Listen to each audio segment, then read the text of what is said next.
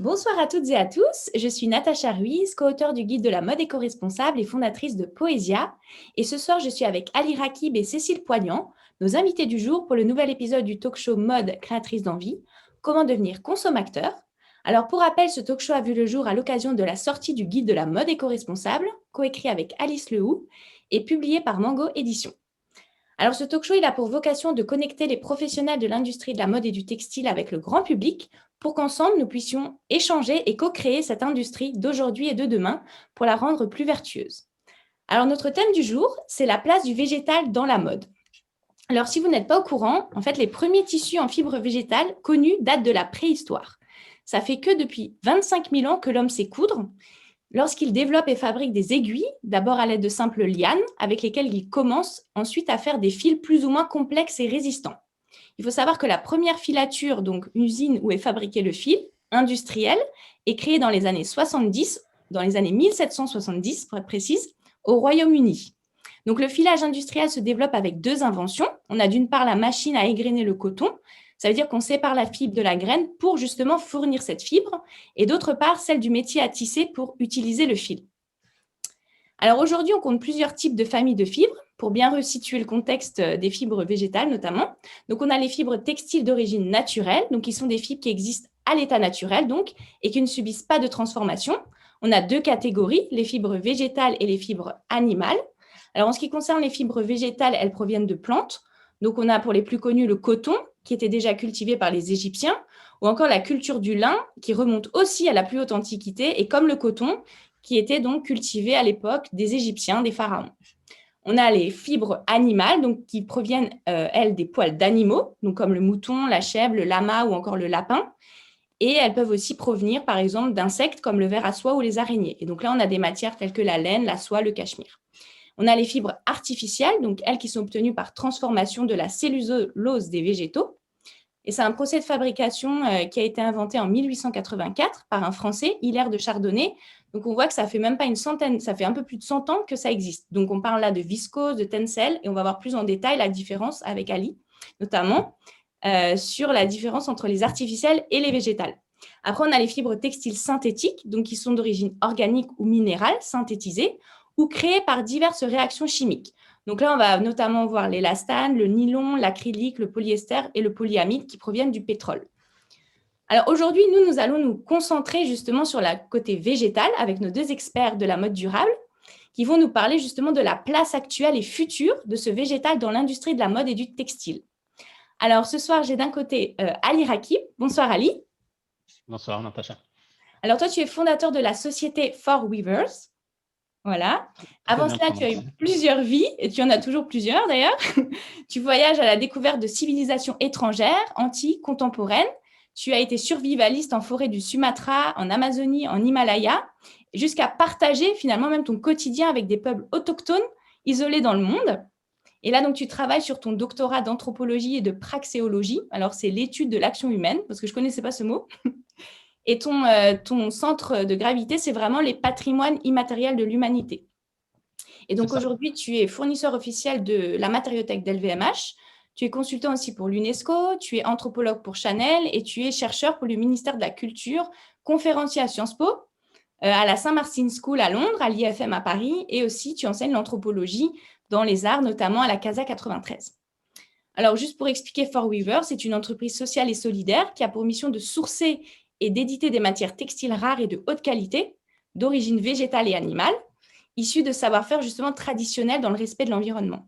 Et ton objectif, c'est aussi de pouvoir préserver les patrimoines immatériels de l'humanité en permettant justement aux tisserands de vivre décemment de leur métier et aussi d'améliorer les conditions de vie de leur village.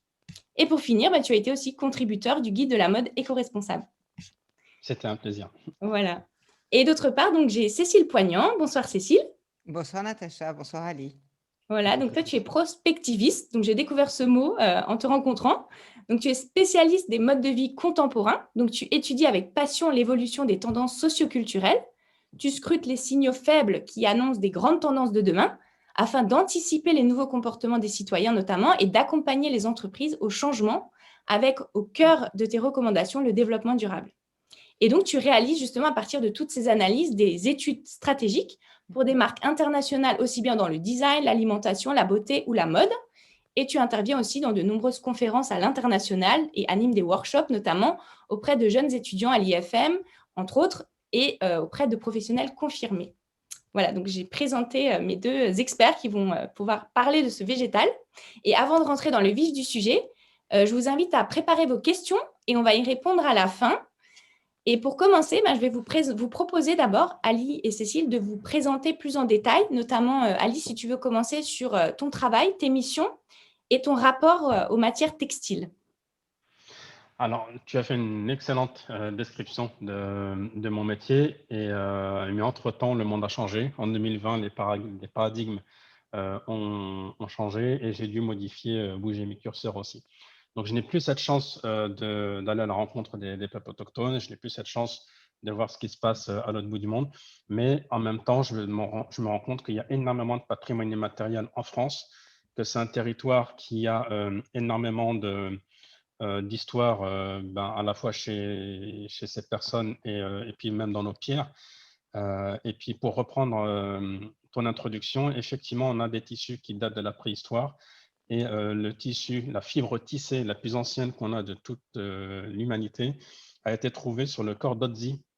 Otzi, c'est l'homme des glaces qui date du Chalcolithique, donc c'est un âge qui est entre l'âge de pierre et l'âge de fer. Donc c'était une époque où on avait encore des rhinocéros laineux en France, quoi, et des tigres à dents de sabre. Donc il est habillé de peau de bête, mais il avait son fourreau de couteau qui était fait en ortie. Donc le D'accord. tissu d'ortie, c'est le tissu le plus ancien qu'on ait de l'humanité.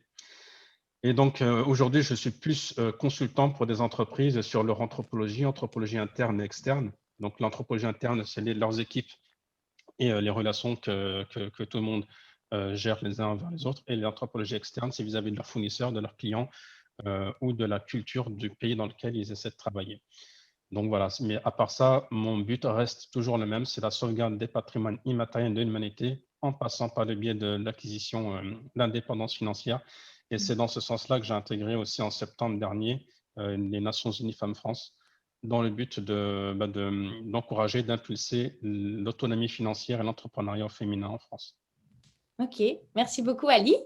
Et toi Cécile, est-ce que tu peux aussi nous parler de ton travail, de tes missions en lien notamment avec l'univers textile mode? Alors, moi, mon travail, c'est en fait de capter des signaux faibles, de comprendre qu'est-ce qui signifie, quels grands changements ils vont pouvoir annoncer, et ensuite d'accompagner des entreprises au changement. Donc, en fait, c'est souvent un travail très en amont que je fais, c'est-à-dire c'est un travail de réflexion avec les marques pour leur faire mieux comprendre l'ADN de leur marque, les axes de changement. En fait, mon métier est un métier d'étude, un métier d'enquête, à la limite de la sociologie, de la créativité et du design aussi.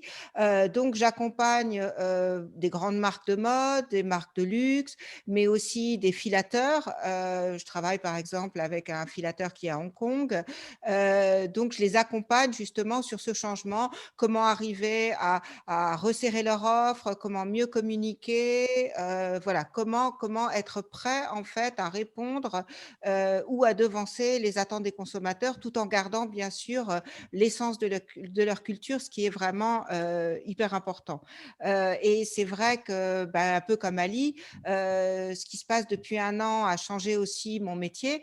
Auparavant, je me déplaçais énormément, je faisais la plupart de mes clients sont des clients internationaux, donc j'étais souvent en voyage. C'était vraiment aussi des moments où je faisais des conférences sur différents types de sujets. Parce que c'est vrai que mon métier, quand tu disais aussi que tu avais découvert ce concept de prospectiviste, en anglais, on appelle ça trend forecaster. Et donc, c'est vrai que souvent, les gens pensent que je ne travaille que sur le secteur de la mode. Et j'ai la chance de travailler sur plein de secteurs. Et en fait, ce sont tous ces secteurs qui se nourrissent les uns avec les autres. C'est-à-dire que même si quand je travaille sur la mode, ça m'intéresse aussi de savoir ce qui se passe dans la beauté, de savoir ce qui se passe dans le design, de savoir ce qui se passe dans l'automobile, et tout ça se nourrit. Donc depuis 1 an, évidemment, les voyages sont un peu mis entre parenthèses, malheureusement, mais c'est vrai que je continue à avoir ce rôle de conseil, ce rôle d'accompagnement, et aussi je travaille pas mal avec des écoles, notamment avec l'École nationale des arts décoratifs en design textile et matière, où j'accompagne les élèves, soit des élèves en fin de parcours qui sont en diplôme, soit des milieux, des 3e années, donc au milieu du cycle, aussi sur certains projets. Donc voilà un petit peu mon champ d'action sur le textile, qui est un champ, disons, de réflexion, de partage d'informations, de guidage, et d'aider les entreprises et les particuliers et les gens à être prêts justement à changer. Et le Covid, depuis 1 an, a été en fait un accélérateur des changements. Donc de la même façon que Ali a pivoté, moi ce que j'ai vu, c'est en fait, j'ai vu la rapidité avec laquelle des tendances qui commençaient à être mises en place ont vraiment été poussées par le Covid. Et c'est vrai que notamment sur le choix des matières, notamment sur la sustainability, on en reparlera, mais c'est aussi intéressant de voir les effets que ça peut avoir sur le végétal dans la mode. Ok, merci Cécile.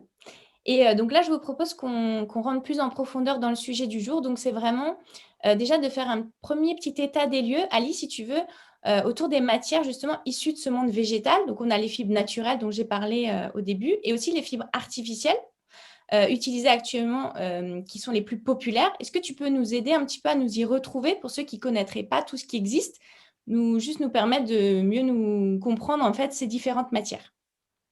Alors, en termes de textile végétal, fibres naturelles, on a en France un territoire qui est extrêmement riche de ce qu'on appelle les fibres libériennes. Donc, ce sont des fibres tirées du libère, et le libère, c'est une peau qui est entre la tige et l'écorce. C'est le chanvre, le lin, l'ortie et l'aramie, qui est une cousine de l'ortie. D'ailleurs, dans ma transformation, comme j'expliquais tout à l'heure, j'ai eu la chance de réaliser, avec l'aide de Marie-Laurence Sapin et Catherine Virasamy, une étude sur le savoir-faire français lié au textile fait de fibres libériennes. Et il y a une première fiche qui a été publiée. Elle est gratuite, elle est disponible sur Internet, dans le site du ministère de la Culture. Et celle du lin va bientôt sortir, et celle de l'ortie ne va pas tarder non plus. Donc, ce sont des fibres qui sont écologiques pour les Français, parce qu'elles poussent en France, donc il y a un impact carbone en termes de transport qui est réduit. Et ce sont des fibres qui n'ont pas besoin de beaucoup de pesticides, surtout le chanvre, car le THC, ce qui rend heureux ceux qui fument le cannabis, c'est son insecticide naturel en fait. Donc il n'a pas besoin de pesticides. C'est une fibre très rustique qui se débrouille avec très très peu d'eau et avec des sols qui sont finalement très très pauvres. Et ce qui m'intéresse dans cette fibre, c'est qu'en plus de donner une fibre végétale, elle donne du grain pour faire de la nourriture, pour faire de l'huile. Elle donne de la paille pour faire du béton de chanvre. C'est finalement une fibre très vertueuse. Après, on a les fibres végétales que beaucoup de gens connaissent, mais qui ne sont pas du tout, qui ont un problème en termes d'impact carbone, notamment le coton. Tout le monde autour de nous porte du coton parce que c'est vrai que c'est peu cher, c'est vrai que c'est pratique, c'est vrai que contre la peau, c'est agréable.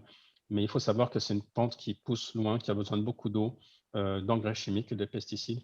Et même quand c'est un coton biologique, souvent, il a nécessité la construction de barrages pour que de l'eau naturelle, pure, vienne irriguer des champs. Après, on a le bambou. Tant qu'il n'est pas transformé, ça reste une fibre qui séquestre énormément de CO2 et qui est très vertueuse. Mais ça reste une fibre qui, encore une fois, quand elle n'est pas transformée, est très rigide. Donc, c'est bien pour du chapeau, pour du sac, de la vannerie, mais il ne faut pas non plus que ça aille trop loin. Et après, je ne vais pas non plus m'étaler sur toutes les fibres du monde, mais on a Les plus finalement connus, voilà, les les plus plus connues. populaires. Donc après, on a les fibres transformées chimiquement, ce que tu disais tout à l'heure. Donc la viscose, qui nécessite une extraction de cellulose agressive du point de vue chimie, du point de vue chimie synthétique, parce qu'elle nécessite de l'hydroxyde de sodium, du disulfure de carbone et de l'acide sulfurique. Donc en plus de nécessiter la fabrication de ces solutions, il faut ensuite se débarrasser de ces solutions. Et les industriels ne sont pas forcément toujours vertueux dans cette étape de la destruction. C'est toujours souvent la fin du schéma qui pose problème.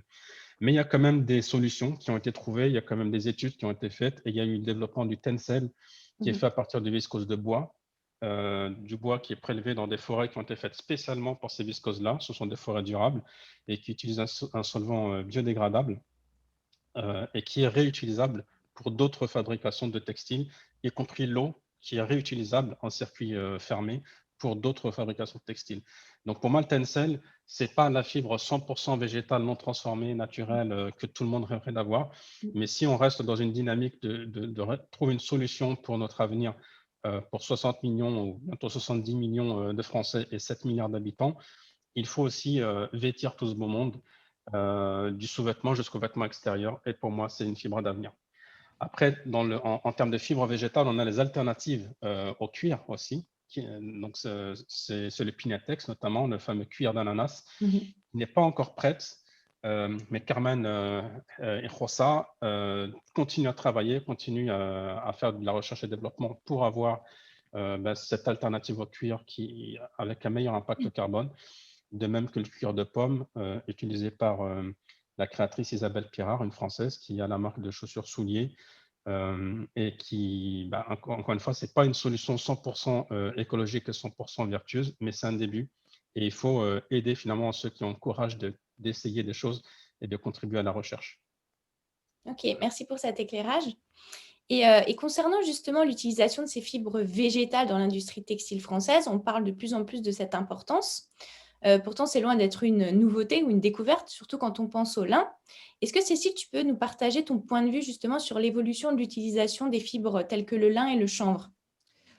Oui, parce que je pense qu'en fait, ce qui se passe, c'est qu'aujourd'hui, beaucoup de gens ont jamais vu un champ de lin. C'est magnifique, c'est des toutes petites fleurs bleues, c'est toute beauté. Et beaucoup de gens ont jamais vu non plus un champ de chanvre. C'est aussi impressionnant. C'est des tiges qui montent à 3 mètres, qui ressemblent effectivement aux feuilles de cannabis, mais sans les effets. Donc, je pense qu'il faut un tout petit peu, peut-être avant de dire ce qui se passe aujourd'hui, remonter un tout petit peu dans le temps. Moi, j'aime toujours dire que finalement, quand on regarde un arbre dehors, ce qu'on voit, c'est la partie aérienne, on voit les branches, on voit les feuilles, mais il y a toutes les racines. Et c'est toutes ces racines aussi qui font ce qu'il est aujourd'hui. Donc, si on remonte un tout petit peu vite fait, on fait un espèce de crash course de qu'est-ce que c'est que le chanvre. Le chanvre, en fait, c'est une des premières plantes qui a été cultivée pour faire énormément de choses. Les voiles des bateaux de Christophe Colomb étaient faits en chanvre. Les premiers jeans, les premiers 501 les Louis-Strauss étaient faits en chanvre. Les cordes étaient faits en chanvre. Enfin, le chanvre, c'est une matière formidable. Il faut savoir que le chanvre pousse vite, pousse partout, n'a pas besoin d'irrigation, contrairement au coton qui est hyper gourmand en eau. Il résiste aux insectes, aux maladies, il se développe rapidement. 3 mètres en quelques mois, c'est un géant, pas d'engrais, pas de pesticides. Et en plus, il arrive même à régénérer les sols dans lesquels il pousse. Et ce qui est hyper intéressant, c'est qu'en fait, il produit 1 hectare de chanvre, ça absorbe autant de CO2 qu'un hectare de forêt. Donc, c'est énorme. Il faut savoir qu'auparavant, en fait, avant 1900, 80% du papier, c'était fait en chanvre. En fait, le chanvre, c'est une plante géniale qui a été complètement oubliée, qui, à un moment donné, a commencé à être mal aimée parce que c'est ce qu'expliquait Alice, c'est que le chanvre comme le lin, en fait, ils ont un peu comme une, comment dire, comme une écorce. Donc, ce qui fait que c'est une plante qui est un peu compliquée à transformer dans son process. C'est pour ça qu'à partir des années 1850, on a commencé plutôt à transformer le coton avec les process industriels et qu'on a mis le chanvre de côté. Mais le chanvre, il est indéformable, il est durable, il est hypoallergénique, enfin, il a énormément de qualités. Et ce qu'il faut savoir, c'est que le chanvre et le lin partagent des choses pour nous en France d'hyper intéressant, c'est qu'en fait, on est les premiers producteurs des 2 matières. On est les premiers producteurs mondiaux de chanvre et les premiers producteurs mondiaux de lin. Et qu'en plus, au niveau du lin, on a comment dire, un écosystème météorologique, climat, sol qui est parfait. Puisqu'en fait, la bande de terre où le lin pousse, c'est en fait disons, la Normandie Normandie, le nord de la France, la Belgique, etc. C'est cette espèce d'écharpe. Donc, on est en plein dedans. Quelque part, on a laissé un peu tomber en fait le chanvre parce qu'il avait ce côté rugueux, qu'on s'est mis à aimer la souplesse et le côté moelleux du coton. Aussi que les Américains sont arrivés avec une industrie, les Anglais aussi sont tous les deux arrivés avec vraiment des plans forts de mise sur le marché du coton. On a laissé tomber le chanvre, on a laissé tomber le lin, mais en fait, c'est vraiment intéressant justement de revenir parce que c'est des fibres qui sont très polyvalentes, qui ont beaucoup, beaucoup de qualité. Et en fait, on recommence à mettre en place toutes ces filières. C'est-à-dire que ce qui se passe par exemple avec le lin, c'est que certes, on est le premier producteur mondial, 150 000 tonnes par an, mais 80% qui repart en Chine. Parce qu'on n'a pas, on est en train de le remettre en place, mais on n'avait plus les filatures de lin. Ça veut dire qu'on produisait le lin, mais ensuite on l'envoyait à l'autre bout du monde pour qu'il soit filé, et ensuite on le récupérait pour le transformer en vêtements. Donc, il y a des groupes de vêtements, des groupes de textiles, comme par exemple le groupe Velcorex, qui vient d'ouvrir une filature de lin en Haut-Rhin. Il y a d'autres filières et d'autres associations de lin en Normandie qui sont aussi sur le coup. Donc, je pense que ces fibres-là, et elles commencent à être très rendues populaires et vraiment d'intéresser beaucoup en fait les marques de mode éco-responsable qui essayent de remettre en fait la possibilité, par exemple, de faire du jean en chanvre ou un mélange chanvre et coton au moins. Donc, en fait, c'est vraiment des très, très beaux matériaux qui ont été un peu oubliés. C'est des belles endormies qu'on est en train de réveiller et je pense que c'est vraiment des matières qui ont un gros potentiel de vent. On cherche des solutions pour que le lin se froisse moins et on les trouve. On cherche des solutions et on les trouve et de façon écologique pour que le chanvre soit moins rugueux. Dans les années 80, on a trouvé un procédé, une technique en fait qui permet d'extraire la partie un peu rugueuse avec un procédé d'enzyme et un procédé microbien, donc qui est safe. Donc voilà, on est vraiment en train d'essayer de remettre en place en France vraiment de la culture jusqu'au fil, jusqu'au tissage, jusqu'à la confection du vêtement. Et je pense que justement, pour revenir à ce que je disais en introduction, le Covid a accéléré ça. Le Covid nous a fait comprendre que c'était important de relancer des économies locales qui soient en synergie et qui soient du début jusqu'à la fin. Ok, l'économie systémique, si on peut dire, c'est ça? Voilà.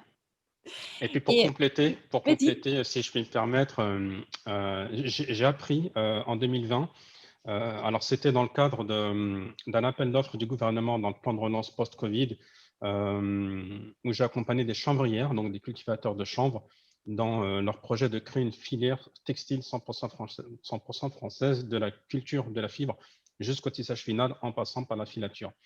Et j'ai appris, alors je ne savais pas du tout, qu'effectivement notre chanvre était plébiscité par le monde entier, mais qu'il était acheté à plus de 80% par des Américains pour en faire du textile et pour en faire des billets, des dollars.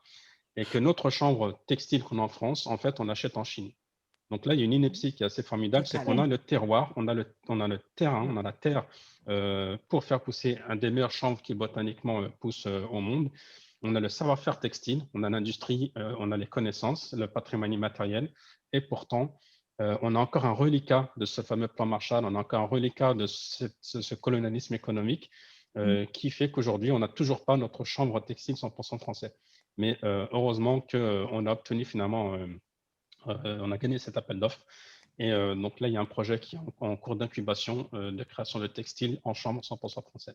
Non, je pense qu'il y a beaucoup de beaux projets, que ce soit sur le lin ou sur le chanvre, qui sont en train de se monter, de voir le jour et de se mettre en place en France. Il y a une vraie compréhension qu'il faut récupérer une capacité industrielle sur le territoire et pas tout délocaliser. C'est vrai qu'on a encore un problème sur, voilà, sur des cultures, par exemple, comme le lin, on le cultive, on l'envoie, c'est pas possible. Et quelque part, le chanvre est plus écologique que le lin, parce que le lin est rarement biologique.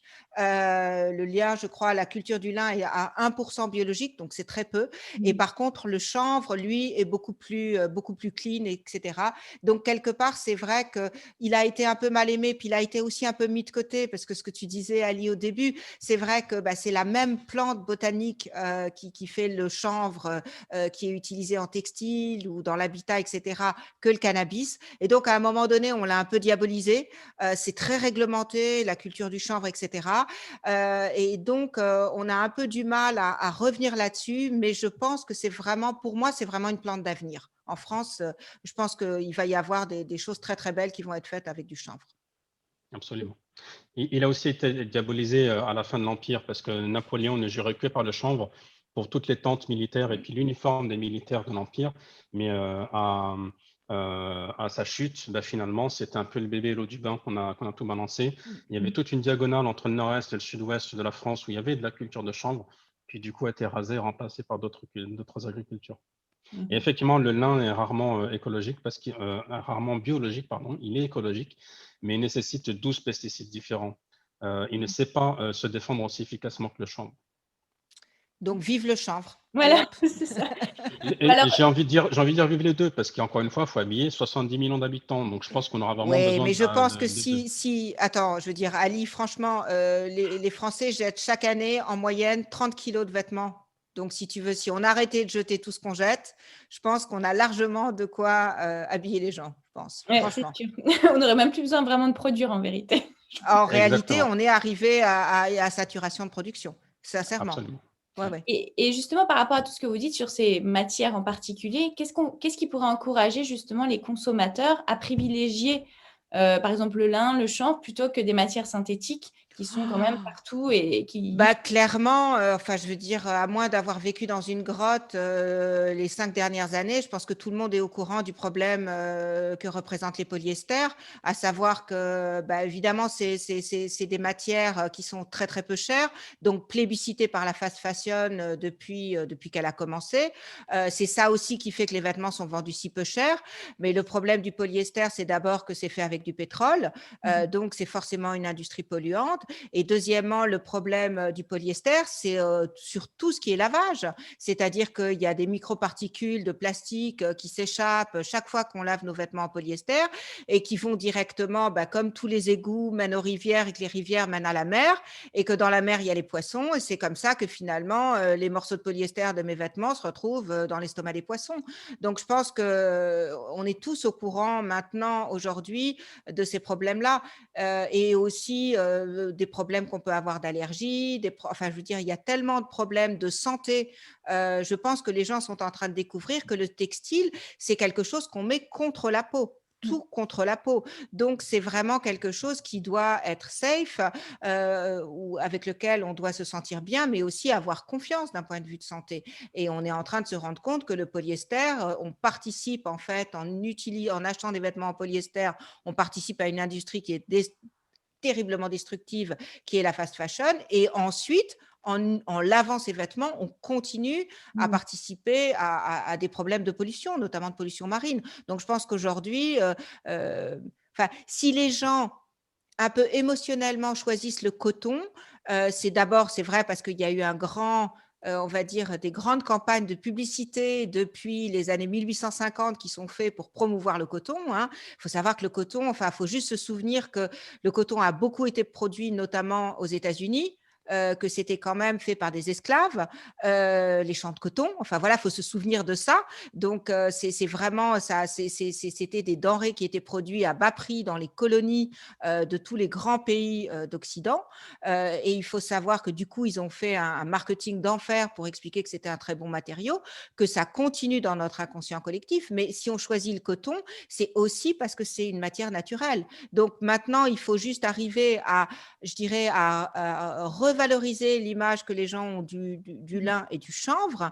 Et c'est évident, enfin, les raisons de plébisciter les matières naturelles comme ça sont pour moi tellement évidentes. Ali, tu penses quoi, toi? Absolument, absolument. Après, des fois, j'ai envie de faire l'avocat du diable. Vas-y, t'es là pour ça. En fait, il y a toujours une notion de progressivité. Tu as dit quelque chose de très juste, Cécile, c'est qu'il y a eu un lobbying, un travail de lobbying qui a duré du temps. Donc, je pense qu'il va falloir commencer par l'éducation, commencer par les écoles pour expliquer aux enfants dès leur plus jeune âge ce que c'est qu'un acte de consommation ce que c'est qu'un acte d'achat, tout simplement, que ce soit le textile ou autre chose.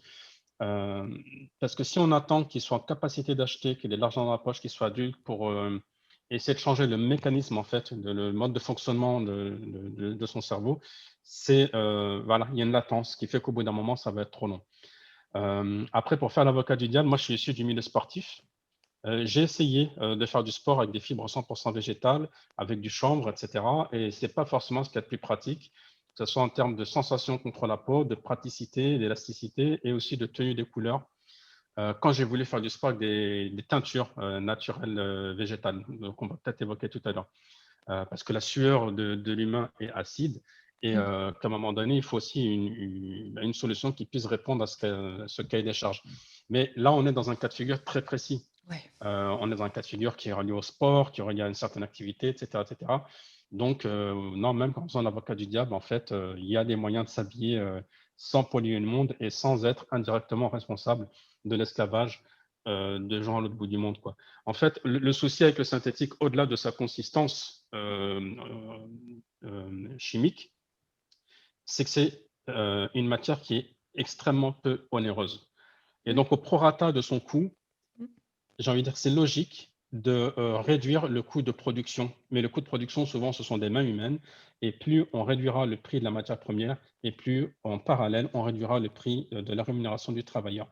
Donc, à un moment donné, il faut juste accepter, se rendre compte que le marché a complètement perdu la raison, que tant qu'on aura des vêtements, des t-shirts qui coûtent moins cher qu'un sandwich, un t-shirt qui coûte moins de 3 euros, qu'on se dise automatiquement il y a quelque chose qui n'est pas normal.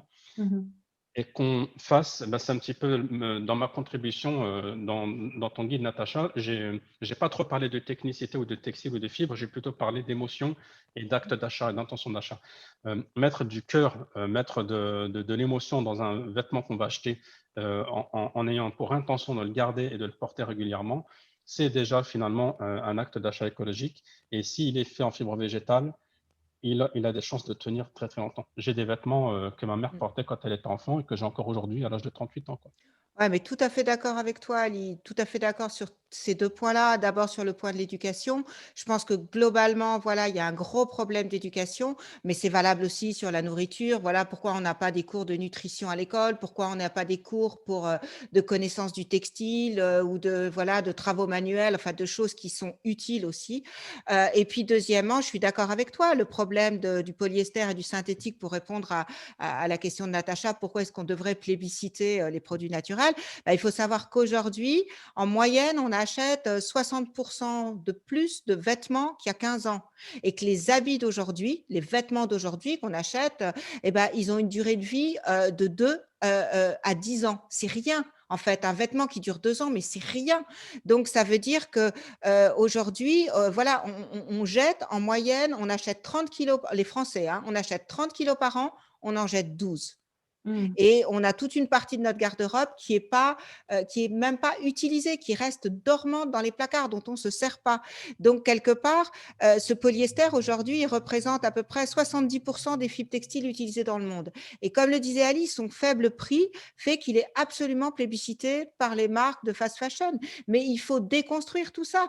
C'est comme dans l'alimentation. Si les gens savaient et avaient conscience que une pomme cultivée en agriculture normale, c'est plus de 30 ou 35 traitements par an. C'est délirant. Et si les gens avaient le sentiment qu'en fait, quand ils portent certains vêtements, en fait, ils sont en train de mettre à même leur peau des choses qui peuvent être mauvaises pour leur santé, avec lesquelles ils peuvent développer des irritations de la peau, des allergies, des colorants qui utilisent des métaux lourds, etc. Je pense que les gens changeraient leur façon de voir. Mais c'est l'éducation aussi. C'est arrêter d'expliquer aux gens que remplir des caddies va les rendre heureux, que remplir des caddies ou des sacs chez H&M ou chez Zara va remplir leur vie. Non, ça remplit pas. Mais je pense que justement, encore une fois, je reviens à ma marotte, que le Covid, quelque part, est une accélération. Le fait que voilà, là, nous tous les 3 et puis tous ceux qui nous regardent, on est chacun chez nous.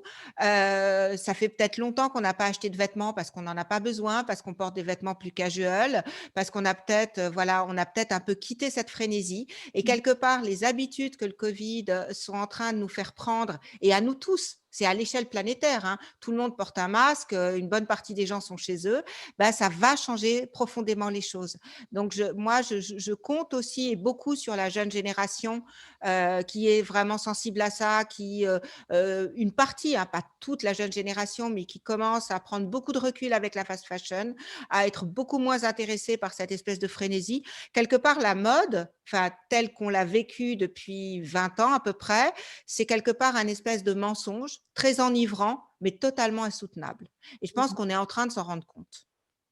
Oui, de sortir de ces tendances qui sont en fait factices parce qu'on n'a pas besoin de changer tout le temps de type de vêtements en fait. C'est sortir de cette tendance pour finalement trouver son style et on en parlait des vêtements qui sont adaptés à chacun donc Ben, je pense que c'est aussi l'industrie de la fast fashion, hein, ça s'appelle bien une industrie.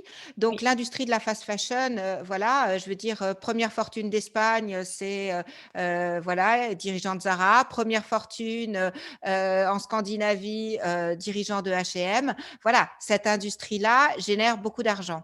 Donc, forcément, on ne peut pas demander à la fast fashion de décider de changer son business model, puisque son business model, c'est fast et c'est Voilà. pas forcément bien et c'est pas cher pour que justement on puisse revenir en acheter. Donc ça veut dire que là c'est un travail de plusieurs parties prenantes. C'est un travail des consommateurs, c'est un travail des entreprises responsables, localisées, etc.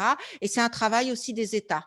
Et c'est une fois que ces trois parties prenantes vont se mettre à travailler de concert et dans le même sens, qu'il pourra y avoir des changements. Et comme le dit Alice, ça passe et par l'éducation et par le lobbying. Ça veut dire qu'il faut raconter une belle histoire avec le chanvre. Il faut raconter une belle histoire avec le lin, comme celle avec laquelle on nous explique que voilà, il n'y a pas mieux comme sous-vêtement que d'avoir un sous-vêtement en coton.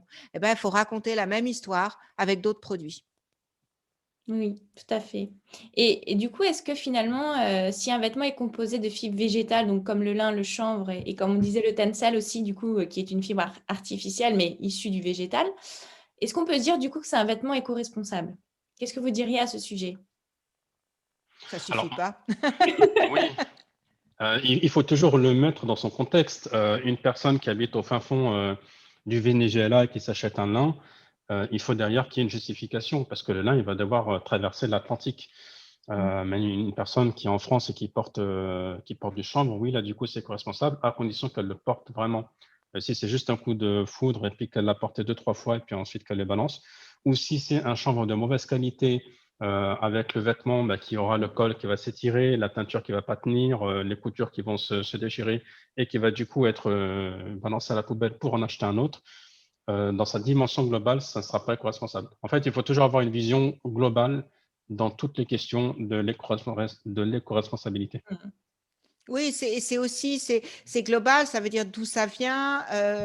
Par exemple, un jean, un jean classique, enfin normal entre guillemets, peut avoir fait 50 000 kilomètres avant d'arriver sur nos fesses. C'est juste impensable.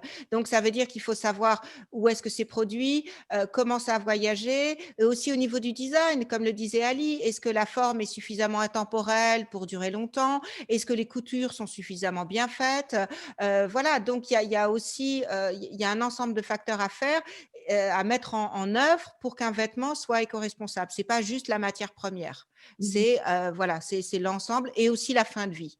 Parce qu'il faut savoir, par exemple, que pour le moment, on recycle extrêmement peu de vêtements, à peu près 1% des vêtements sont recyclés, parce que souvent, en fait, les compositions sont avec plusieurs matières mélangées, genre de l'élastane et du coton, voilà, souvent même 3 matières ensemble, du polyester et de la laine, etc. Et en fait, on ne sait pas encore très bien et c'est très compliqué, c'est très cher d'arriver à séparer ça. Donc, en fait, pour le moment, on recycle très, très peu de vêtements. Donc, ça veut dire que la fin de vie d'un produit, elle est importante aussi. C'est vrai que les fibres naturelles ont pour elles d'être très intéressantes parce qu'elles sont biodégradables si c'est du 100% naturel. Mais si après, on met du nylon dedans ou si on met d'autres matières qui ne sont pas biodégradables, bah, du coup, on a à nouveau un problème. On avait vu justement dans le précédent talk show, ils avaient mis des culottes en coton dans Mm. la terre et ils ont vu qu'elles se compostaient au fur et à mesure que les vers pouvaient les manger. Donc, c'est exactement ça l'idée. Donc, c'est une possibilité aussi de limiter son impact. Tout à fait. Et je vous propose qu'on fasse un petit focus sur le concept des teintures végétales, teintures naturelles. Donc, juste pour rappeler, donc en gros, c'est on utilise des plantes, des racines, des baies pour colorer les vêtements. Alors, est-ce qu'on peut envisager la teinture végétale comme utilisable à grande échelle ou est-ce que vous pensez que c'est quelque chose qui peut rester qu'à petite échelle? Ali, tu veux nous partager ton point de vue? Euh, co- Comme les sujets précédents, ça va nécessiter de la recherche et du développement, ça va nécessiter du temps, de la patience, ça va nécessiter des échecs, de se tromper, puis de revenir, de réparer. Donc, encore une fois, on va en revenir à la notion d'éducation. Il faut aussi que les jeunes générations comprennent qu'on est dans cette phase de transformation, que les industriels, que ceux qui créent la mode la prennent très au sérieux. Il faut savoir qu'entre les années 95 et 2000, il y a déjà eu une première vague de mode éthique. Il y a déjà eu une première prise de conscience et puis le public finalement n'était pas contre. Il avait pris ça avec beaucoup de positivité. Sauf que les producteurs avaient pris ça un petit peu trop à la légère, que c'était de la toile de jute, que c'était des cerouels découpés de manière assez grossière. On s'est dit, c'est bon, on a des fibres naturelles végétales, on va sauver le monde. Sauf que non, l'acheteur, il veut quand même quelque chose qui Ah oui. soit design, une couleur qui soit belle, une couleur qui puisse tenir. Et du coup, encore une fois, c'est une question de perception populaire. Moi, je suis né en France, j'ai grandi en France, mais ma famille, mes ancêtres sont du sud du Maroc et on a parmi les gens de notre famille ce qu'on appelle des hommes bleus. Ce sont des Touaregs, des nomades du désert qui ont la peau bleue tout simplement parce qu'ils portent des turbans teints en indigo et que ça déteint sur notre peau. C'est accepté, c'est anthropologiquement admis, c'est même un facteur, un signe de reconnaissance ethnique et qui fait que limite c'est un signe extérieur de beauté. En France, si on arrive au bureau avec le front bleu, notre rendez-vous va mal se passer parce que c'est culturellement pas aussi bien admis. Donc, je pense que derrière, il y a une question de conception populaire, d'éducation et, et tout ça mis en parallèle avec de la recherche industrielle prise au sérieux. Et je pense que d'ici un certain nombre d'années, on pourrait arriver de manière massive à habiller les gens avec de la teinture végétale.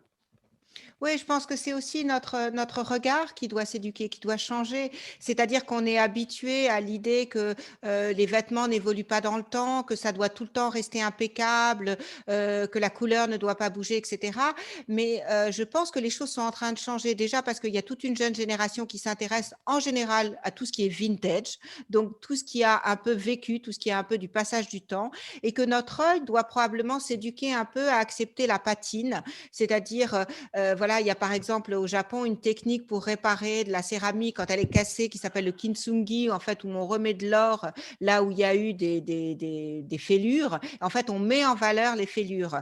Et c'est vrai qu'on voit par exemple dans la mode une marque comme Patagonia qui met pas mal en avant sur ses réseaux sociaux, qui montre en fait les différentes réparations que les consommateurs ont pu faire sur leurs vêtements préférés de Patagonia. Donc en fait, la reprise devient visible. Et il y a sur Instagram, vous pouvez trouver des hashtags comme visible mending, donc en fait la reprise visible qui revient à la mode avec ce concept de broderie, de passage du temps. Ça veut dire que voilà, mon vêtement, il a eu quelques accidents, mais je l'aime beaucoup. C'est comme un ami, je le garde, je le répare. Donc je pense que tout ça, c'est voilà, c'est savoir changer un peu notre regard sur le passage du temps. Et pour revenir aux teintures justement naturelles, il faut accepter, comme le disait Ali, que peut-être avec le temps, eh bien, les effets vont s'estomper. Moi, j'ai vu des étudiants des arts déco travailler beaucoup sur ce concept justement du passage du temps. Avec le soleil, peut-être une partie des motifs qui vont s'effacer et une autre partie qui va se révéler. Donc, il y a sûrement cette notion d'évolution dans le temps sur lequel il faut travailler et éduquer les enfants. Mais c'est un peu la même chose avec voilà, une pomme, quand elle est verte et parfaite et qu'elle a aucun défaut, bah, c'est pas forcément la meilleure pomme. Et qu'en fait, les petites pommes un peu serrées avec un peu des petits défauts, eh ben, elles peuvent avoir beaucoup plus de goût. Donc, il y a encore une fois un travail d'éducation à faire pour moi. Absolument. Et puis encore une fois, ça va passer par les décideurs. J'ai eu à de nombreuses reprises auprès de différentes marques issues d'univers différents, du luxe ou du milieu de gamme, ce genre de discussion sur la question de la teinture. Alors parfois, la discussion penche du côté du bain. Ce que les professionnels appellent le bain, c'est la reproductibilité d'une couleur, mais de manière exacte. Et puis à un moment donné, je leur dis, pour des teintures naturelles végétales, je ne peux pas vous garantir le même bain d'une année sur l'autre. C'est juste pas possible. Parce que là, le végétal aurait eu un ensoleillement différent, se sera nourri avec un sol différent, le contexte sera complètement différent. Enfin voilà, on ne peut pas. Et puis même quand c'est possible, à un moment donné, il faudra aussi que le client accepte la naturalité, l'ensauvagement, j'ai envie de dire, de sa teinture. Ouais. Il y a un industriel qui est au nord de Lyon, qui s'appelle Proverbio, et qui a développé 8 couleurs végétales qui répondent à tous les cas des charges de l'industrie. Mais il a dû plancher dessus pendant 6 ans. Donc, il a investi de la R&D pendant 6 ans pour ne sortir que 8 couleurs. Mais ces 8 couleurs, il est garanti avec le même bain sur une période de 4 ans et à échelle semi-industrielle. Seulement, il dit, il faut que le client accepte que si demain, il a sa chemise jaune, non rouge, pardon, c'était un rouge assez carmin qui était magnifique. Si il est au restaurant et qu'il presse son citron sur sa salade et qu'il se prend un jet de citron, ça va faire un jet de jaune. En fait, ça va tout de suite passer du rouge au jaune. Donc, s'il accepte le changement et l'ensauvagement en fait de sa couleur, on peut effectivement faire de la teinture végétale. S'il n'est pas prêt à accepter ces règles-là, ben, c'est qu'il y a encore du travail à faire.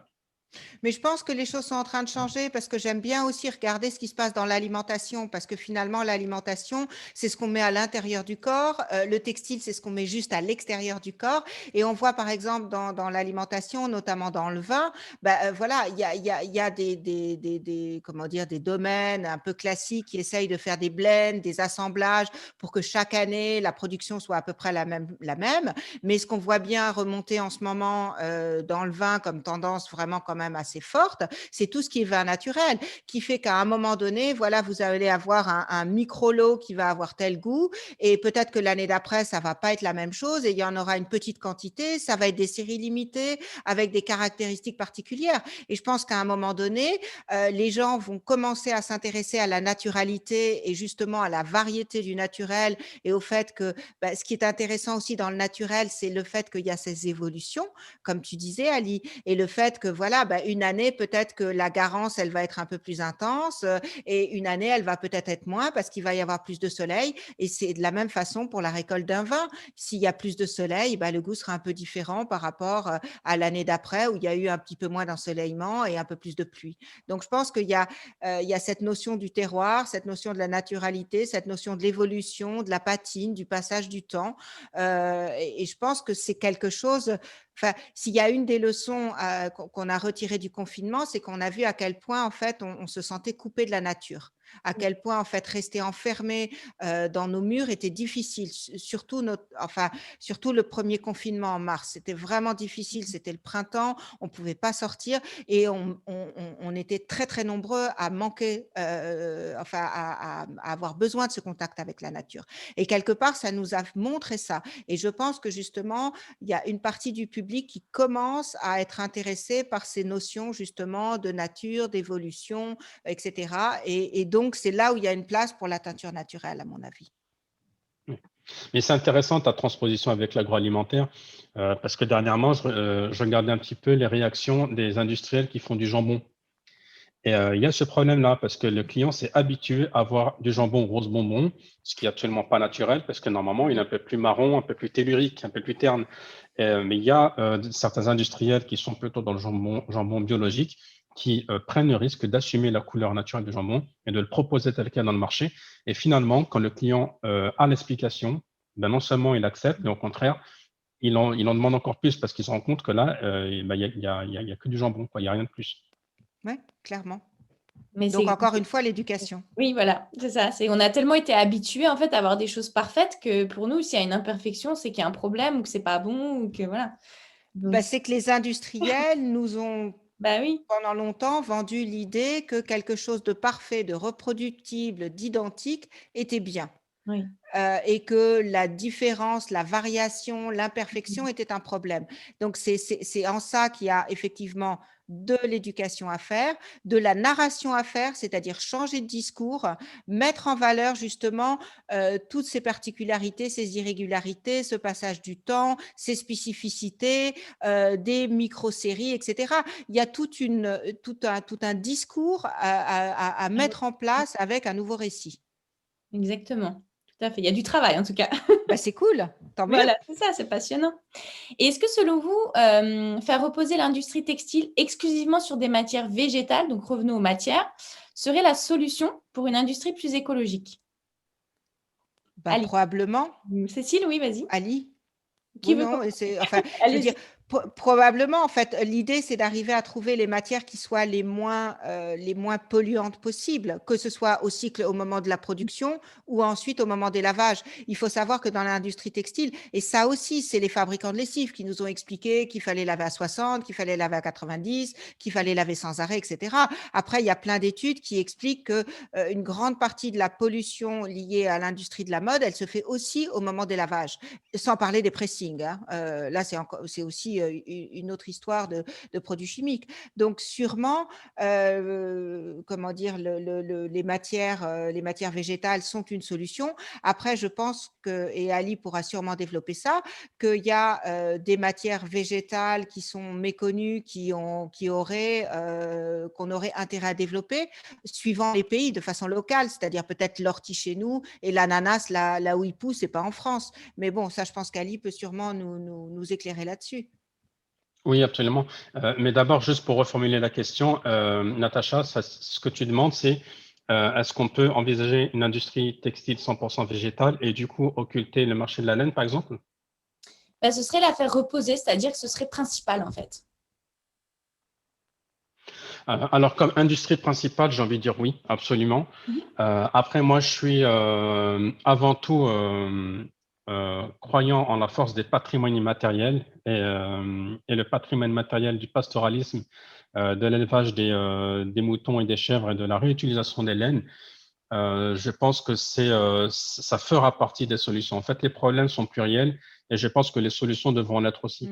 Mais en faire une majorité, en faire une priorité, ça, j'ai envie de dire oui, absolument, en France et partout ailleurs dans le monde.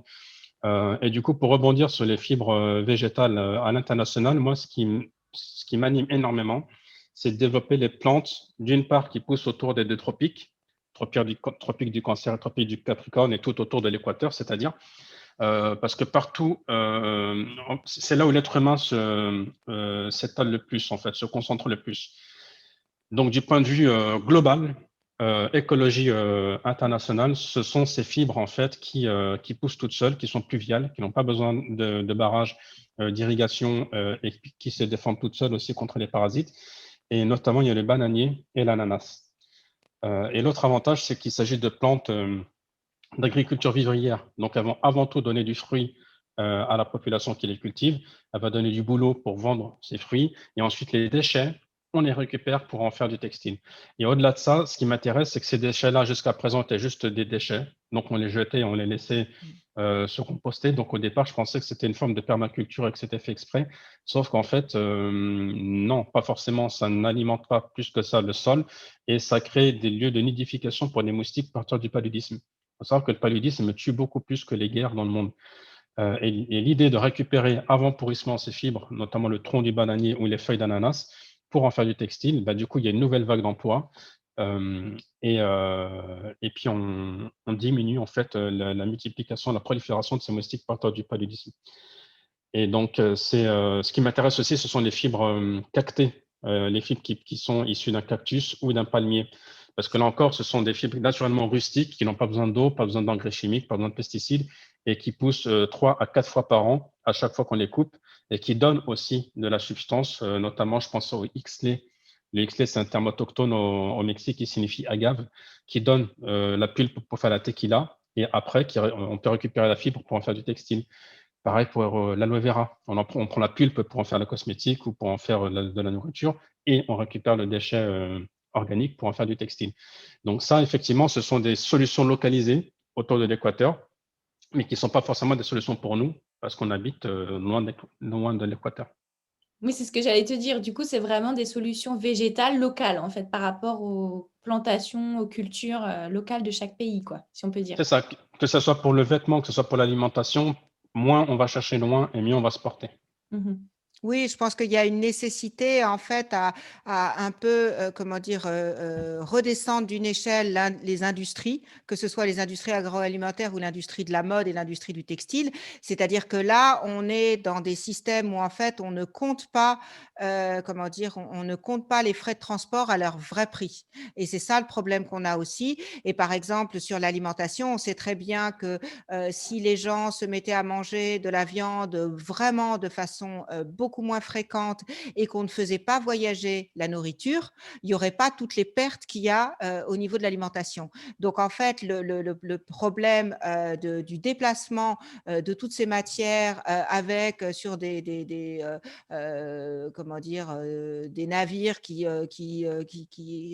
brûlent du fuel lourd, hyper polluant, voilà, on a un vrai problème. Donc, on a une nécessité en fait de relocaliser des usines, des micro-usines ou des usines de taille moyenne de production dans chaque pays. Et à partir de là, on va avoir beaucoup moins de pertes, beaucoup moins de problèmes de transport et ça va être beaucoup plus viable écologiquement parlant. Ok, merci.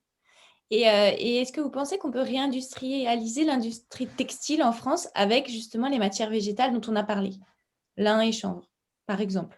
Bah, c'est ce qui est en train de se passer, c'est ce qui est en train de commencer à se passer, c'est-à-dire qu'on est en train de remettre en place en fait, comment dire? Tout un écosystème industriel qui a été détruit, depuis très longtemps, hein. Enfin je veux dire,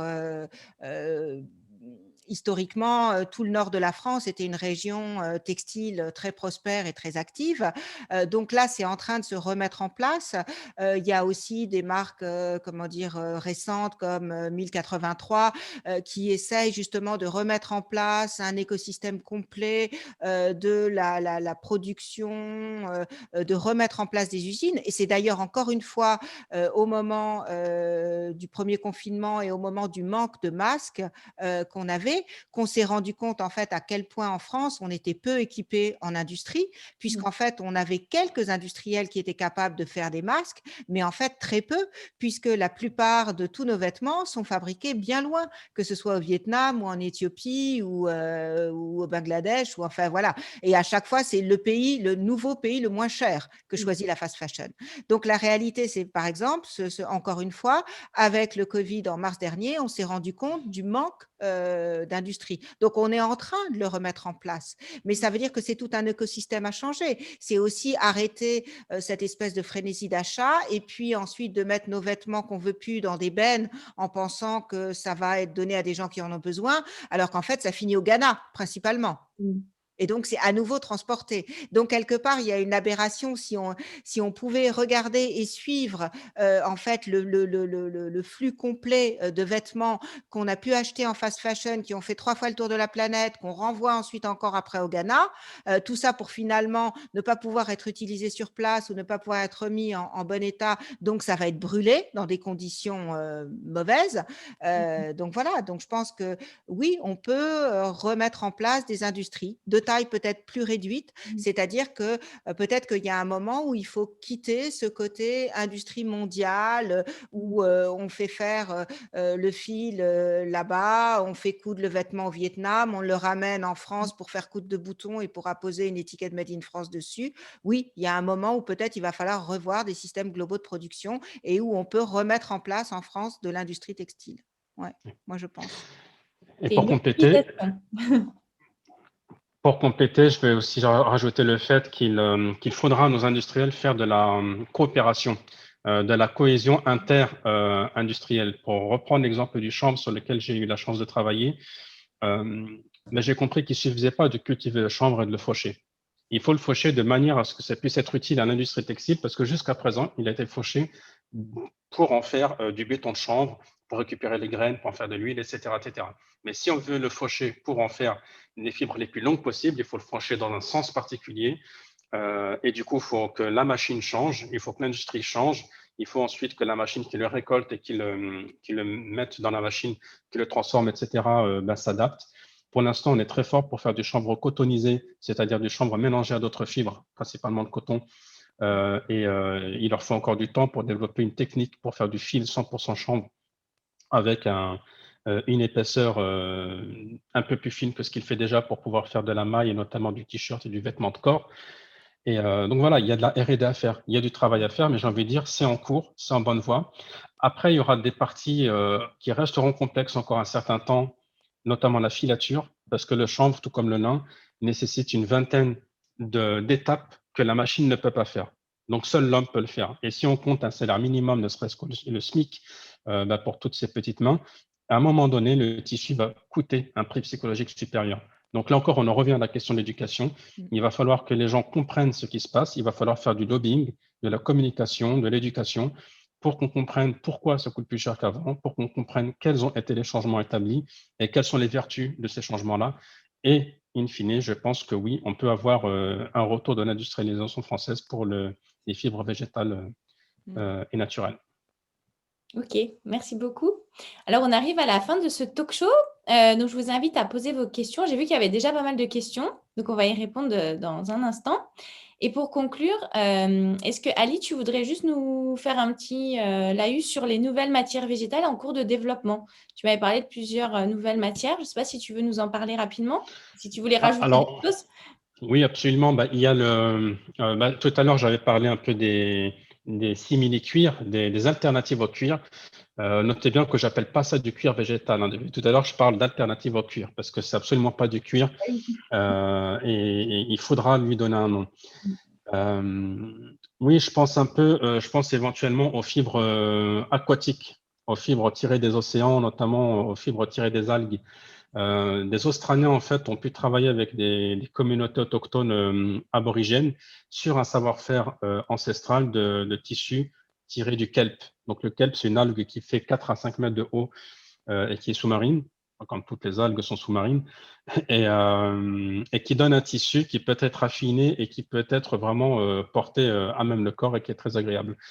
On en est encore aux prémices, en fait, de ce développement. Mais si j'ai envie de m'imaginer un monde futur, ce sera un monde où on aura développé une technique pour fabriquer du tissu à partir de nos bords côtiers. On a tous, en fait, énormément de côtes. On a tous de la matière première qui est naturellement renouvelable. Et encore une fois, tout à l'heure, je disais que les problèmes sont multiples et les solutions devront aussi être multiples. Je ne pense pas qu'on puisse avoir une fibre qui puisse résoudre tous nos problèmes. Parce que parmi le plus gros des problèmes de l'industrie, que ce soit industrie textile ou agroalimentaire, c'est la monoculture. Le problème de l'huile de palme, c'est pas l'huile de palme, c'est la monoculture d'huile de palme. Si on remplace tous les arbres palmistes par des cocotiers, donc tout le monde adore l'huile de coco et tout le monde la plébiscite, mais si on en fait de la monoculture, on duplique en fait le problème. Ça va détruire les écosystèmes et ça va raser des forêts primaires. Donc, si on a une solution pour faire du chanvre, une solution pour faire du lin, une solution pour faire de la fibre aquatique, ou pour reprendre un peu ce que fait 1083, j'adore un de leurs projets, c'est récupérer les gisements de coton en France, à savoir tous les jeans que les Français portent déjà, tous les vêtements en coton que les Français portent déjà, pour les recycler et les considérer comme un gisement à part entière.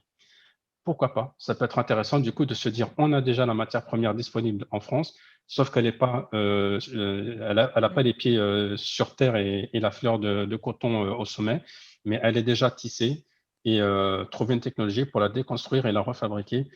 Ce genre de projet, moi j'y crois énormément. Et moi, je voudrais juste ajouter que je suis tout à fait d'accord avec Ali. Je pense que de toute façon, il n'y a pas un futur, il y a des futurs, il n'y a pas une solution, il y a des solutions. Et c'est justement en allant vers la pluralité que ça ira mieux, puisque le problème qu'on a aujourd'hui, c'est d'avoir des industries énormes, comment dire, mondiales, et qui essayent de donner la même chose à tout le monde, que ce soit du Coca-Cola ou H&M et Zara et d'autres. Donc, il faut bien justement arriver à facetter ça, à fragmenter et à avoir des structures qui soient plus petites.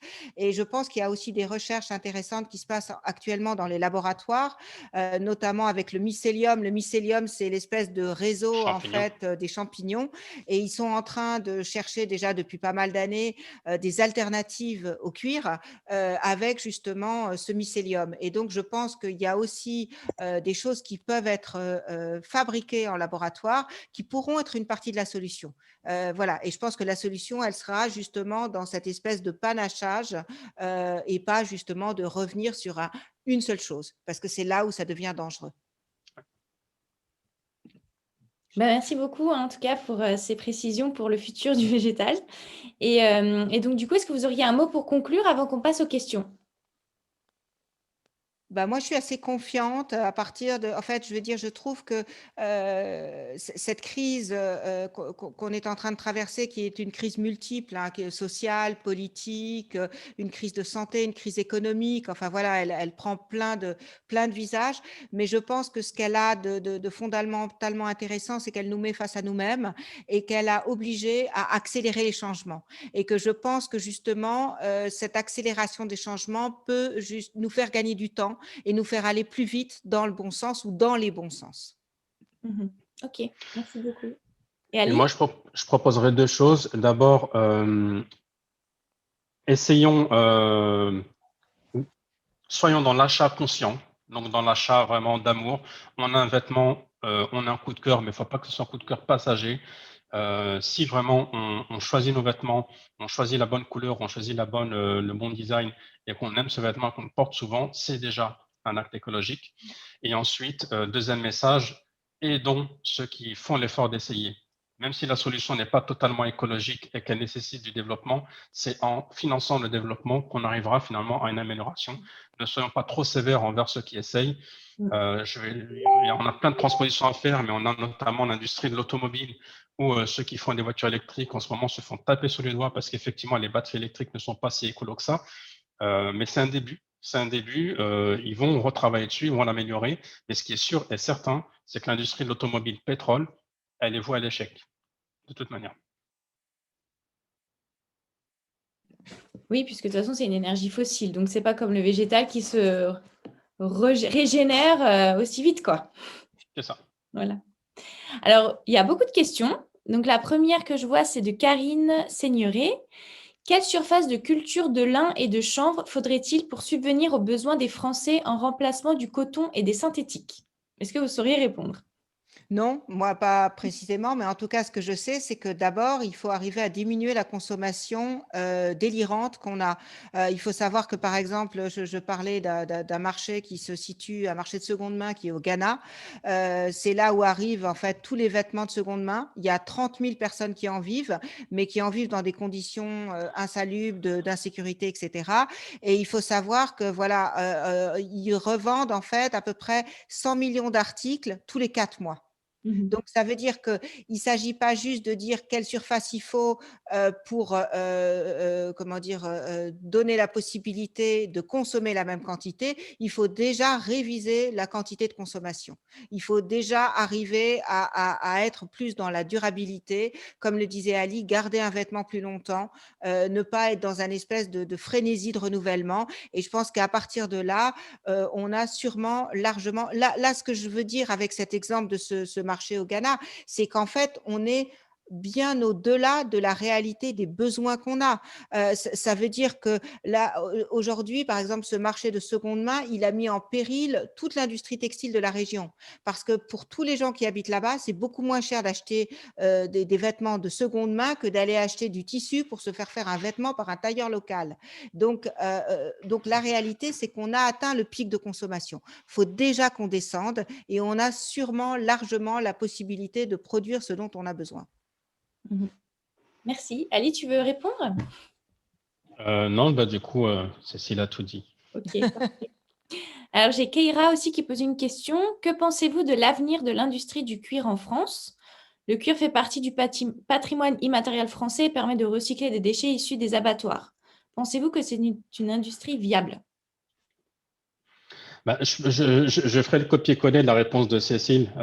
Encore une fois, si on reste dans la même dynamique dans laquelle on est actuellement, même s'il n'y avait pas ces problèmes de respect de l'animal, de maltraitance, il y a un problème de surexploitation. On consomme à la fois beaucoup trop de textiles, mais beaucoup trop de cuir. Donc oui, il y a du patrimoine immatériel en termes de cuir et il faut le sauvegarder, il faut le protéger. Maintenant, il faut revenir il faut redevenir raisonnable. Et à partir de là, je pense que le patrimoine immatériel aura encore une chance d'exister. Parce que ce qu'il détruit, c'est la surexploitation, en fait. C'est qu'on en demande trop. Si demain, les cuirs masamais ne fonctionnent pas aussi bien qu'à leur naissance, C'est parce qu'à leur naissance, on exigeait d'eux en fait une capacité de production qui était réalisable. Maintenant, on leur demande une capacité de production qui est juste pharaonique avec des prix d'un produit plastique. Et c'est pas pour rien si les marques de luxe qui se font des milliards vous vendent des sacs à main à 4 000 € en plastique. Parce que les gens l'achètent, ça ressemble à du cuir, il y a la marque, du coup, je suis content et je mets 4 000 balles dedans. Si on revenait un petit peu à l'amour du matériau, à l'amour du geste et du savoir-faire et des patrimoines matériels, on refuserait de mettre 4 000 € dans ces daubes. Et on irait vers le petit producteur, à Mazamet ou ailleurs, où il y a du patrimoine matériel relié au cuir, pour faire vivre ce producteur qui, lui, va mettre de son temps, de son cœur et de son savoir-faire dans sa production. Ok. Est-ce que tu veux réagir, Cécile, aussi? Je crois que Ali a tout dit. Je pense aussi que c'est vrai qu'on est en train, enfin, moi, parmi mes clients, un certain nombre de gens dans ce qu'on appelle l'industrie du luxe, justement, se posent des questions par rapport au cuir, hein, c'est-à-dire avec quand même une montée comme une tendance de fond assez consistante du nombre de gens qui veulent arrêter de manger de la viande, le fait que même, par exemple, dans les restos U, on commençait avant le Covid à avoir des menus sans viande. Certaines compagnies aériennes aussi le faisaient. Enfin voilà, on voit très bien que la consommation de viande baisse. Si la consommation de viande baisse, ça veut dire que il y a moins de cuir aussi, peut-être de moins bonne qualité, mais ça veut dire aussi que les gens qui ont décidé de se détourner de la viande ou d'en consommer moins, peut-être vont aussi se détourner des articles en cuir. Donc on est à un moment de changement de société. Mais c'est vrai, comme le dit Ali, le problème, c'est qu'on est devenu fou. À un moment donné, on est passé dans une frénésie de consommation, une frénésie d'achat, une frénésie de renouvellement, une frénésie de nouveautés. Et tout ça fait à bas prix, dans des conditions mauvaises pour les gens, pour la planète, et avec une durée de vie ridicule. Donc, quelque part, ce système, il est arrivé droit dans le mur. Donc, il y a un moment donné où il faut essayer d'imaginer qu'est-ce qu'on peut mettre en place pour avoir une façon de vivre qui repose plus sur la qualité que sur la quantité et qui repose sur le respect et pas sur traiter les choses comme des produits jetables et les gens comme juste des mains sans avoir derrière un cœur et une vie, quoi. Donc voilà, il y a toute une question de changement de vue, de changement de paradigme qui se pose sur le cuir comme sur les autres matières. Ok. Alors, il y a encore une autre question sur le cuir, mais avant, j'ai juste un souci pour afficher les précédents commentaires d'il y a plus de 15 minutes. Donc, si vous voulez reposter, comme ça, je vais les voir s'afficher, s'il vous plaît. Merci beaucoup. Alors là, il y a une question de Harry Ohayon. Donc, comment maintenir des élevages d'animaux tout en restant éthique et durable? Malgré les patrimoines historiques, les élevages ont un impact énorme sur l'environnement, les humains et les animaux. Le végétal me paraît essentiel pour un monde meilleur. Qu'en pensez-vous? Bon, ça rejoint un peu Je ce crois, qui a je crois été que je suis dit, mais assez. Je vais laisser Ali répondre parce que personnellement, je suis assez mal placée pour parler parce que j'ai 57 ans et j'ai arrêté de manger de la viande quand j'avais 14 ans. Donc voilà, j'ai fait mon choix il y a déjà très longtemps. Donc pour moi, c'était très clair déjà à cette époque-là. Je trouvais que je vivais au milieu d'une famille qui était très en pleine contradiction. On avait un chien, donc on aimait soi-disant beaucoup les animaux, mais en même temps, on servait des animaux à table. Donc à 14 ans, j'ai dit j'arrête de manger de la viande. Voilà, donc Ali, peut-être que tu as un point de vue un peu plus nuancé que le mien. Alors moi, oui, je mange la viande. Je ne suis pas végane, mais j'ai décidé d'en manger beaucoup moins qu'avant et de casser la tirelire pour manger de qualité quand j'en mange. Mais j'ai envie d'apporter une réponse qui ne soit pas la mienne, une réponse qui soit mathématique. On est de plus en plus nombreux sur Terre, donc on aura besoin de plus en plus de nourriture disponible et on a plus de chances de trouver de la nourriture disponible et des vêtements, parce que c'est comme ça le sujet de notre talk aujourd'hui, des vêtements en végétaux disponibles que des vêtements en fibre animale. Et puis si on devait aller au fond du sujet alimentaire, aujourd'hui l'industrie agroalimentaire se tourne vers les insectes. Mais ça, c'est un autre débat et puis ça ne touche pas le textile. Ok, merci pour la réponse. Alors, Aude Penouti, est-ce que le lin et le chanvre ont beaucoup de probabilité d'être génétiquement modifiés pour augmenter le volume de production? Alors, je sais que c'est pas génétiquement modifié, c'est génétiquement sélectionné pour avoir les fibres les plus longues possibles. Après, est-ce que ça va être génétiquement modifié? Je ne sais pas, parce que derrière, il y a des lois qui sont encore en cours d'études. Et donc, je n'ai pas vraiment de réponse à cette question. Et je rajouterais juste que, pour répondre à la question d'Aude, que le chanvre a un rendement qui est absolument exceptionnel, que c'est une plante qui est hyper facile à vivre, qui pousse quand même de 3 mètres en quelques mois. En fait, c'est un espèce de bulldozer vert qui en plus régénère les sols, etc. Donc, enfin, je veux dire, c'est pas une petite chose fragile qui a besoin de beaucoup de modifications. Et comme en même temps, il commence à y avoir quand même pas mal de campagnes autour de tout ce qui est OGM, je ne suis pas sûre que ce soit une bonne idée tout de suite d'aller modifier génétiquement ce type de plante. Ok. Après, on a une personne qui fait une remarque. Je suis en train de faire des recherches sur les impacts du cuir. Astrid, ok, merci. Donc, n'hésitez pas, hein, si vous avez posé une question, je l'ai pas, elle a disparu du fil, donc n'hésitez pas à la remettre. Voilà, donc je sais que j'avais des commentaires aussi pendant le talk, mais ce n'était pas forcément des questions. Faut que tu fasses un talk sur le cuir, apparemment. Ouais, c'est ça, je crois. Il y a beaucoup de questions sur ça, en tout cas, c'est vrai. Voilà. Bon, est-ce qu'il y a d'autres questions? Aude, elle dit merci pour la réponse. Alors, il y a une autre question. Est-ce que la teinture végétale est totalement vertueuse? Consommation d'eau pour la culture, utilisation de pesticides, concurrence avec l'alimentation, utilisation de mordants pour la teinture. C'est à nouveau Karine Seigneurie qui nous pose la question. Qu'est-ce que vous pourriez dire? La formule parfaite n'existe pas. Effectivement, si on doit faire de la monoculture pour faire pousser une plante magique, ne sera plus si magique que ça. Si on doit faire de la monoculture pour répondre à la frénésie d'achat actuelle, finalement, ça ne sera pas si magique que ça. Il faut voir de quelle plante végétale il s'agit. Il faut voir si elle est gourmande en ressources, en nutriments et qu'elle détruit pas, mais qu'elle dénutrit les sols. Il faut voir si elle est applicable dans un système de jachère ou de turnover des sols avec des végétaux et ensuite des légumes, pardon, des fruits et ensuite du textile végétal, un peu comme le fait le lin. Il tourne très très bien avec les tomates, les aubergines et ce genre de légumes et de fruits qui poussent dans le nord de la France. Il faut voir quel mordant nécessite cette teinture. Si c'est un mordant qui est biodégradable et qui est, j'ai envie de dire, maîtrisable du point de vue chimique comme l'ANIN, c'est OK. Maintenant, si ça nécessite un mordant comme l'oxyde de fer, à savoir la rouille, et qu'on ne sait pas trop quoi en faire après, qu'on le déverse dans des rivières, là, finalement, ce n'est pas une teinture vertueuse. Il faut voir aussi le pH de l'eau, si ça nécessite un pH neutre ou un pH acide ou basique, et qu'il faut à chaque fois transformer le pH de l'eau pour en faire une teinture, et qu'on ne sait pas quoi faire de l'eau après, l'eau acide ou l'eau basique, si on la déverse dans la nature, ça devient une teinture qui n'est pas vertueuse. Donc, j'ai envie de dire, il y a tellement de segments qui sont tous interconnectés qu'il est difficile d'apporter une réponse. Okay. Je voudrais juste rajouter que peut-être il faut aussi resituer la couleur comme étant un luxe.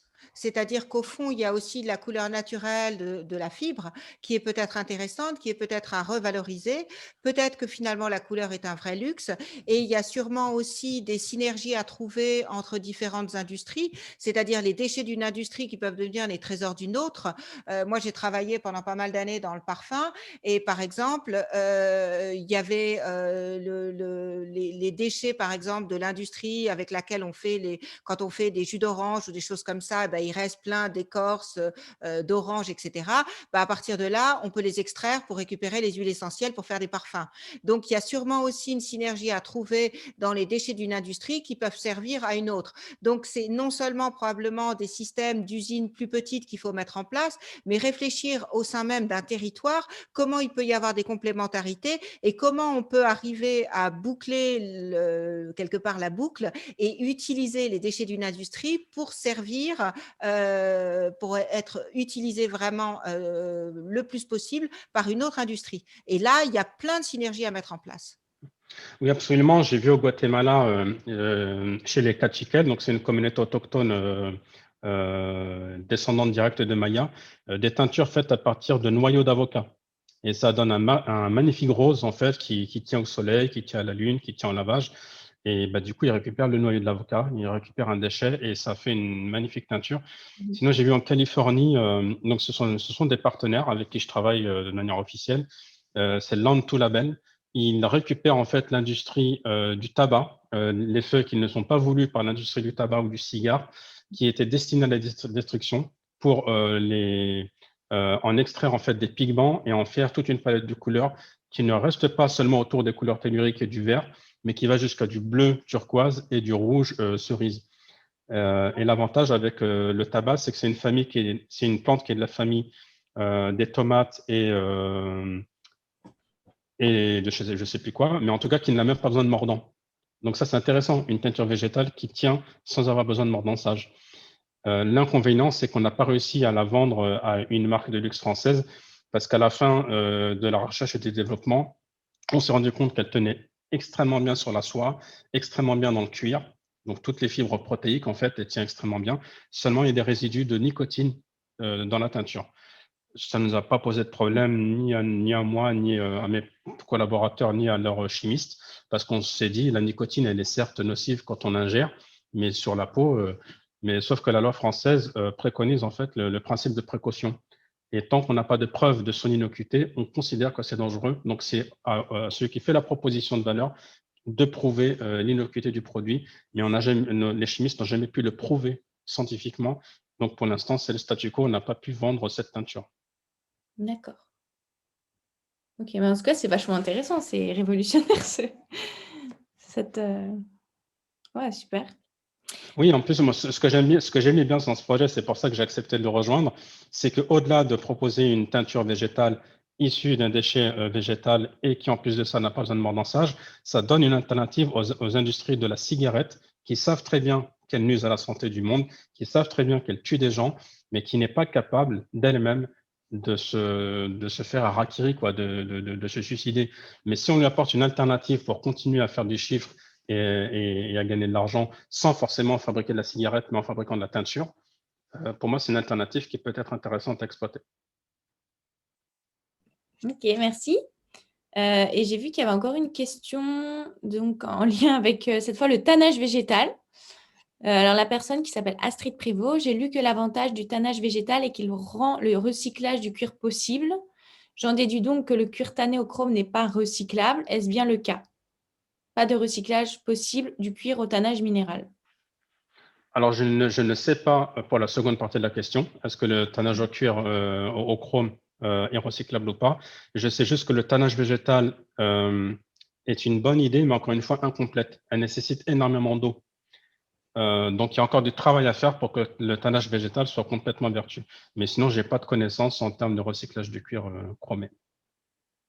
Ok. Cécile, tu voulais y répondre ou non? Non, rien de plus à ajouter, sauf qu'effectivement, il faut se rendre compte à quel point il y a un nombre de produits chimiques dangereux qui peuvent être utilisés sur les produits voilà, qu'on porte au quotidien. Et c'est vrai que toutes ces émanations, enfin, il y a des rémanences, donc ça veut dire qu'il y a des particules volatiles qui, voilà, donc il faut être conscient qu'on met tout ça, comment dire, au contact de la peau, dans nos placards, à côté de là où on dort. Enfin voilà, ça reste, comment dire, ça reste des secrets qui sont assez bien gardés, qu'un certain nombre de consommateurs et d'activistes commencent un peu à mettre, comment dire, sous la lumière. Hein. On commence à avoir aussi dans la mode un peu des applications qui permettent de scanner les vêtements pour savoir d'où ça vient, etc. Le traçage est très compliqué. Probablement, la blockchain va nous aider aussi à y voir un petit peu plus clair, mais on est encore beaucoup, comment dire, dans des zones d'ombre où on n'a pas trop envie de savoir en fait comment les peaux sont tannées, parce qu'après, ça va être confectionné en Italie, mais la réalité, c'est que les peaux ont été tannées en Inde, dans des conditions d'insalubrité totale. Voilà, il y a encore beaucoup de choses, on met encore beaucoup de poussière sous les tapis, clairement. Ok. Et alors, il y a une autre question de Christophe Loup Blanc. De quel métier avons-nous besoin en France pour participer au renouveau de la production textile?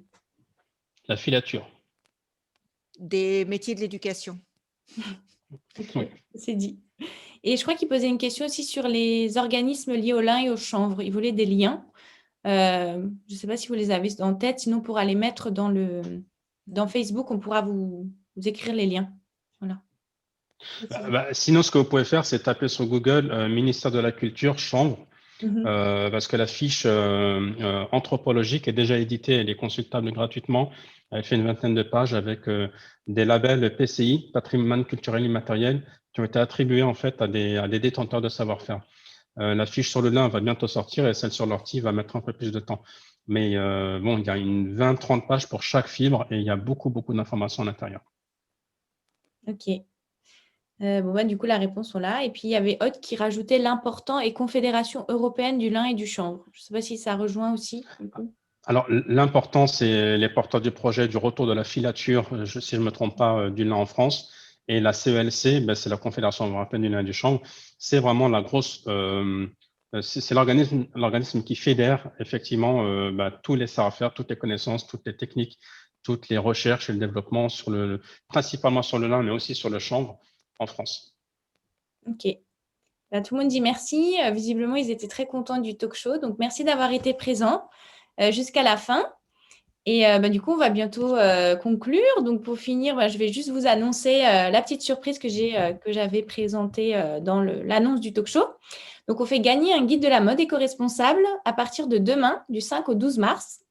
Donc, vous aurez toutes les informations dans le groupe.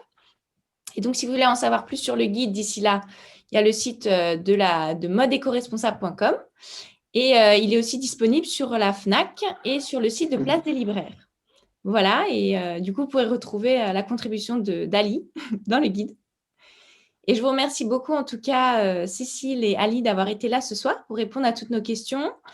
Et bien évidemment, ce talk show sera un replay sur la chaîne YouTube Poesia Channel. Voilà. Merci beaucoup. Merci à tous pour l'invitation. d'avoir été Natacha. là. Merci Très bonne Ali. soirée. Merci à tout le monde. Bonne Merci soirée. Cécile. Bye. Bonne soirée.